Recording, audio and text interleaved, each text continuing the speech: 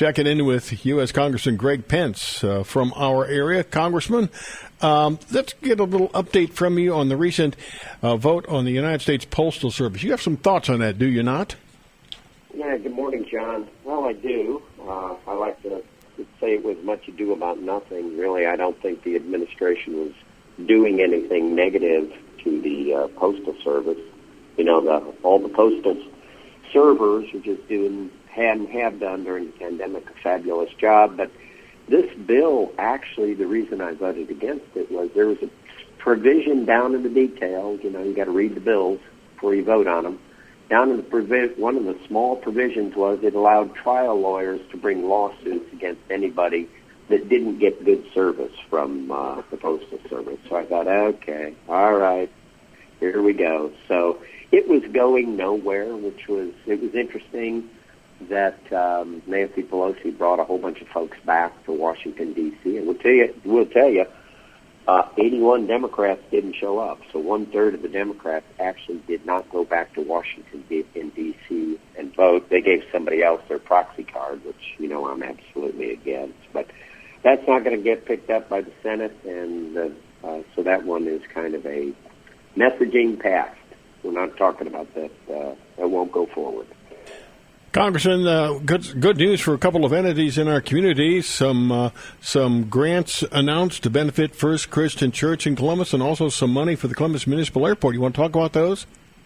Yeah, real exciting about that. You know, you work hard, you get out in the community, you talk to people about the needs and the things that they would like us to find. There's always grant monies that were allocated or appropriated depending upon whether they fall into the right bucket to get those dollars. So we search that. When we go out into the communities, we say, hey, what are some needs that you have? And I think it was about, maybe a year and a half ago, I was talking to the mayor and in the airport, and we were talking. They said, we need some money, one for the tower, and then we need some other funds. We got almost $3 million for the fences out at the airport to protect the runways from animals and even people that jump over them. So we were excited about that. And then First Christian Church, you know, there was a real finance problem there because of its age and some of the problems it had, and we got $500,000 to repair the tower there. And, you know, one of our treasures in Columbus, Indiana, being, I like to say, the architectural capital of the United States. Why not, right? Talking with U.S. Congressman Greg Pence this morning. You also spent some time recently with the Indiana Corn Growers Association. So what are you hearing from farmers in this part of the country?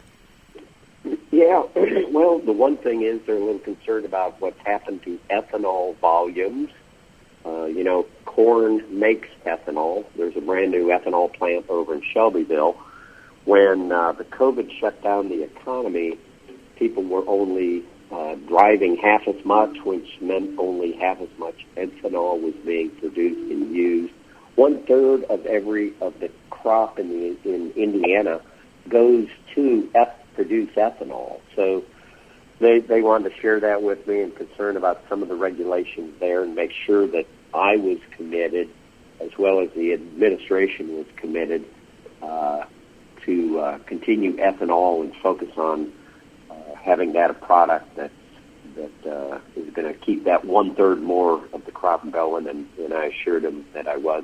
And then generally we just talked about the economy and the other issues that were going on. It's a group. I have an ag advisory council. I've been endorsed by the Indiana Corn Growers Association, so I do stay very close to the ag community in the 6th District. You also stay pretty close to the community in general with all of the constituents and business owners, community leaders, and so forth. So what else have you been hearing from them as of late? What's on their mind? Yeah, John.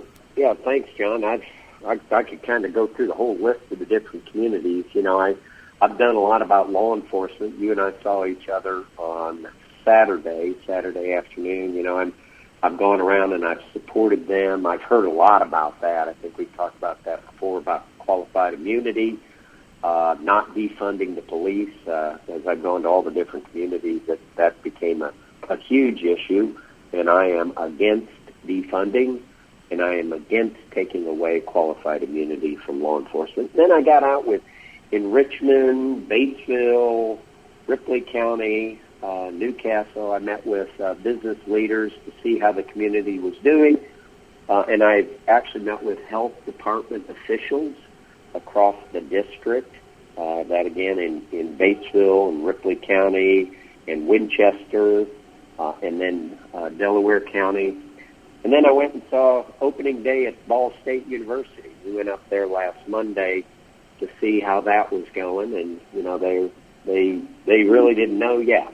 They were hopeful that the students were going to behave themselves, keep the social distancing, wear the mask when they were supposed to do it, but the COVID tests continued to be negative. Talking with U.S. Congressman Greg Pence this morning. Congressman, I appreciate your time, and stay in touch, all right? All right. Thanks, John.